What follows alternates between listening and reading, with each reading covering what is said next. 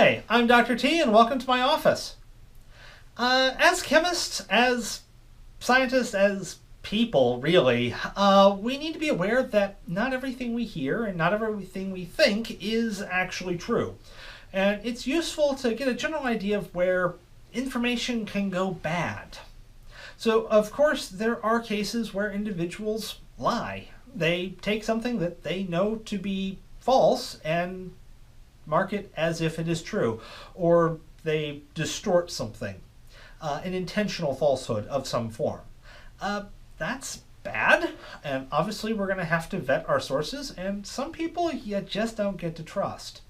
But there are other ways of information going wrong. There is, of course, the classic mistake. You just wrote down the wrong number, the decimal point got put in the wrong spot. This is a classic problem with medical errors. A CC looks like a double zero, and all of a sudden the patient gets 100 times more dose.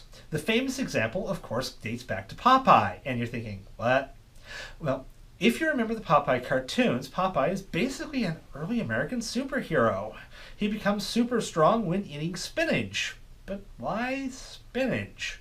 Well, this was the early 20th century, and a research paper had recently come out comparing the iron contents of different plants, or plant-derived foods.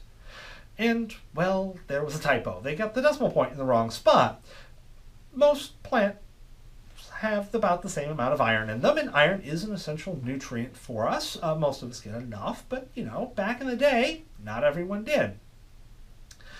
And with the decimal being in the wrong spot, instead of spinach looking like just about all the other green leafy things, it actually looked like it had as much iron as some meats. It looked like it was loaded. It looked like it had absolutely tons. So, of course, it was therefore considered to be super healthy because it had lots of iron. Now, of course, ignoring the fact that individuals may or may not have actually needed more iron, and there's a lot more to health than simple one nutrient involved.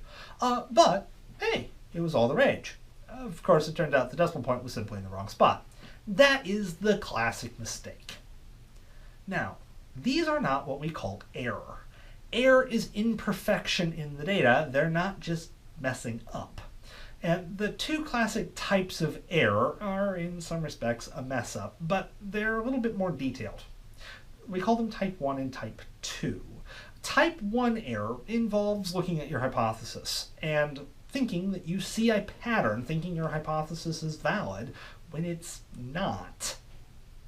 An example I like to give is imagine you're walking through a Southeast Asian jungle, and there's a large tuft of grass off to the side, and it's rustling.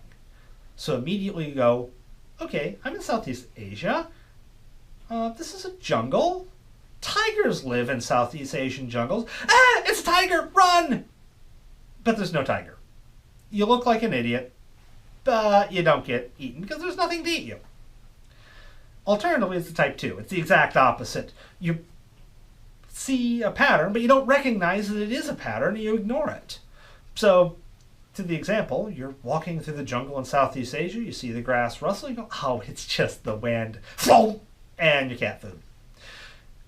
As humans, we tend to make type 1 errors. On an individual basis, they're a bit safer. You may look like an idiot, but I'd rather look like the idiot than be tiger chow. But as a society, type 1 errors become a bit of a problem. You get superstitions that way. You get ideas of searching for the philosopher's stone, that somebody said something that, hey, it must be something the rich can't get, but the poor have in abundance. It looks like this and that, when in reality the thing doesn't even exist. So as the sciences, we tend to emphasize this idea of making the type 2 error. We can not stop making an error. We're going to mess up. But if I make a type 2 error and I don't discover something, then someone will come along and they might make a type 2 error and not discover it again. But then another person will come along and eventually someone will discover it. The discovery of penicillin is remarkable not because of the genius of Fleming's, but the fact that it took that long. People have been using mold to treat wounds for 1,000 years. It's surprising it took that long to discover it. But it was discovered. Type 1 errors, however, can build up. You can get these crazy ideas, and this was much of the mess of alchemy. It was a big pile of type 1 errors, all of this superstition that had to be weeded out.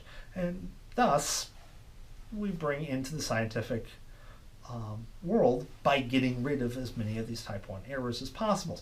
This is the origin of the scientific method.